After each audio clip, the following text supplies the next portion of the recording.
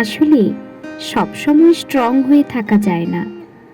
নিজেই নিজেকে সান্ত্বনা দিয়ে মন খারাপ ভালো করা যায় না। কষ্টগুলো ভেতরে জমিয়ে রাখতে রাখতে একটা সময় আমরা আর নিজের সাথে পেরে উঠি না। তখন ইচ্ছে করে কিছু মানুষকে চোখের সামনে দাঁড় করিয়ে মনের ভেতর জমিয়ে রাখা সব কথাগুলো তাদেরকে বলে দিই, আপনার এই ব্যবহারে আমি প্রচণ্ড কষ্ট পেয়েছি, আপনার এই কথার আঘাতে আমি ক্ষত বিক্ষত হয়েছি। ইচ্ছে হয় নিজের ভেতর জমিয়ে রাখা রাগ, ক্ষোভ, যন্ত্রণাগুলো তাদের উপর উগরে দিই।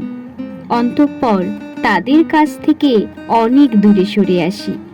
মিথ্যে অভিনয় না করে নিজের মতো করে বাঁচি, নিজের স্বপ্ন নিয়ে, নিজেকে নিয়ে, নিজের আনন্দগুলো নিয়ে একটুখানি ভালো থাকি।